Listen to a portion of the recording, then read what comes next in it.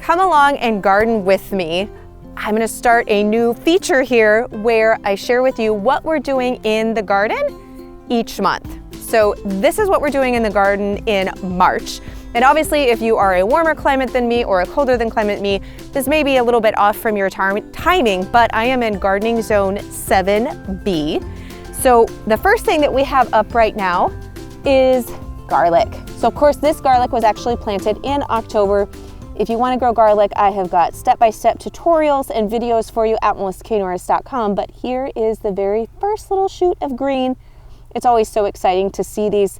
Everything feels so barren and brown right now that I love seeing the very first of the garlic come up in the late winter months.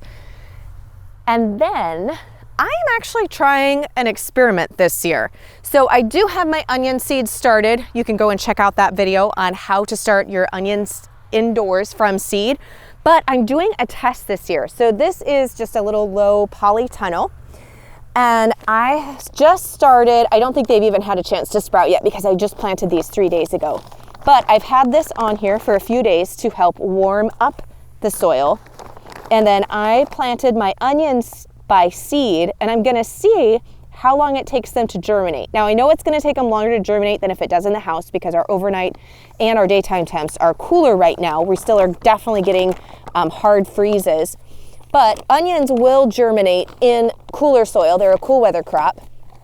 So I'm just gonna see how long it takes these guys to go and what happens with them. So doing a little bit of a gardening experiment this year.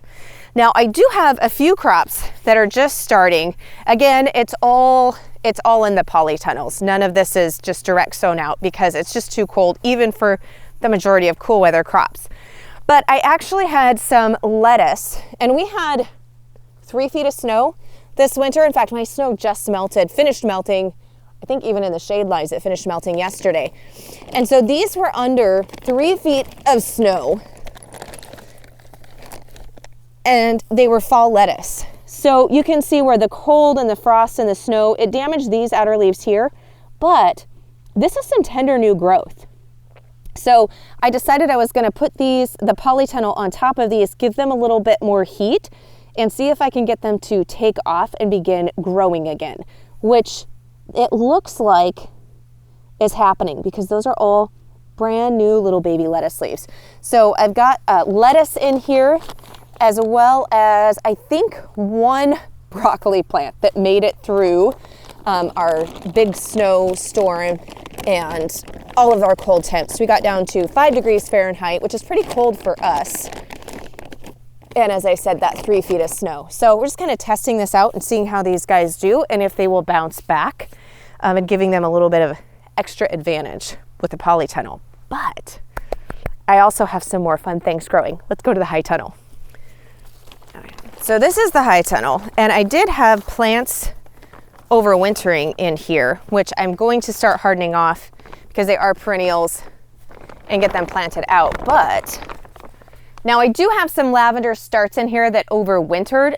Lavender is perennials and they overwinter just fine in our climate. However, I got these in from a greenhouse and I knew that they had been grown in a greenhouse, and when I got them we were just starting to get really hard freezes at night.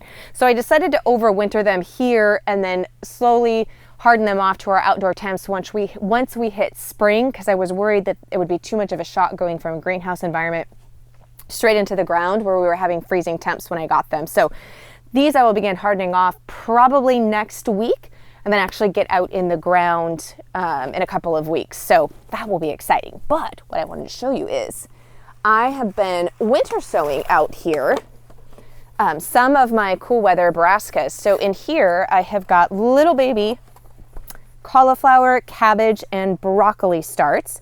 And so I just use old leftover, I think this is a lettuce container actually, and just put them out here with this shut. And then once they started to sprout and we've got some leaves, then I just open this up. And I will harden these off and then plant them out in a few more weeks once they get a little bit bigger. But this is great because I don't actually have to start them indoors. I don't have to have them under the grow light. And I won't have to do a lot of hardening off because they are getting cold temps at night. But being being inside in this high tunnel, it's not heated. That's the difference between a high tunnel and a greenhouse. Greenhouse has heat and sometimes fans so that you're controlling both heat and humidity, where the high tunnel, it is warmer in here, but it only offers about 5 to 10 degrees extra protection from the overnight low. So these guys are here. And then I've also got in here some kale and then some different cool weather lettuce varieties. The other thing in March that we're going to be doing is starting all of our seed starts for our warm weather crops. So this is going to be dictated by when your last average frost date is. My last average frost date is usually April 30th, the first part of May. So counting backwards 8 to 12 weeks means in March, I get to be starting my tomatoes. And I don't know about you, but tomatoes are one of the things that I get so excited about, mainly because there is nothing like a vine ripe tomato. Buying tomatoes from the store, like, they just never taste as good as homegrown heirloom tomatoes. And I like to try to do, just to kind of keep things fun in the garden, every year I try to grow a new variety of something. And so this year, my pick, brand new, is this black strawberry tomato. Does that not look like really fun and beautifully gorgeous? Super excited. So this is a new one. With new ones, I usually only grow 1 or 2 plants just to see how I like it. Standbys, I will still be doing one of the, this is a Galena's cherry. It's a yellow cherry tomato. Love it. Gonna be doing that one again. Always do a few Brandywine just for like salads and BLTs and just to eat sprinkled with some salt, quite honestly. Now, the workhorse though of my tomatoes and preserving that make the kitchen run all year round is the Amish paste tomato, as well as San Marzano lungo. Both of these are paste tomatoes, and from about 20 paste tomato plants, I usually do about 10 of each, I'm able to produce enough tomato products as far as tomato sauce, stewed tomatoes, salsa, which then gets, the tomato sauce gets turned into spaghetti sauce and condensed tomato soup, all of those things, which you can, we'll put the video link in on how to make tomato soup from tomato sauce, but pasta sauce, pizza sauce, you get the idea. All those things. So tomatoes are going in. And then I also do my peppers.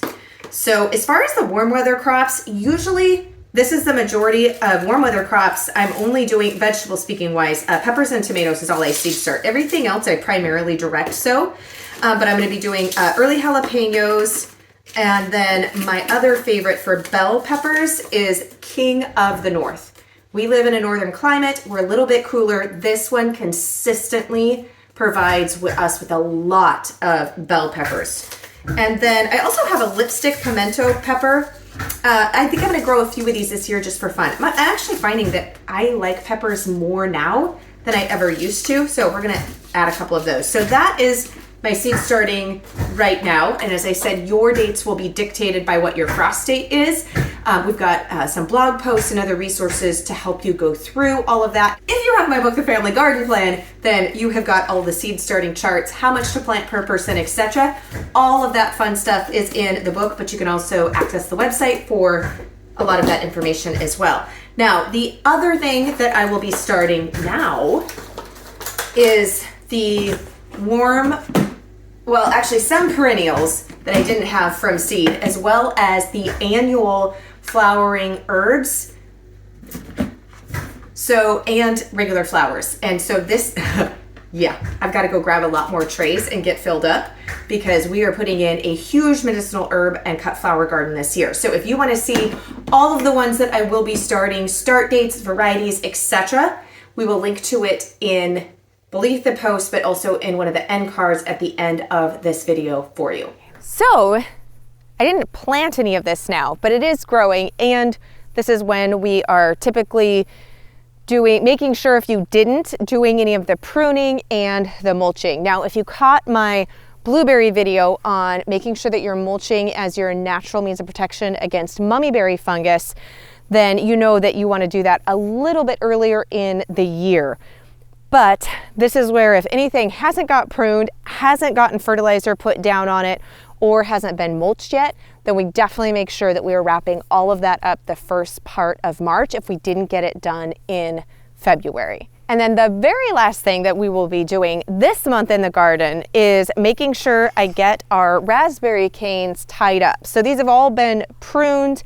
I got composted chicken manure down on them, and I still need to get some fresh mulch on these guys, but I need to go through and tie up all of the raspberries so that then they are ready to go for harvest and summer production. And if you want to learn more about how to do that, you can go and catch these videos.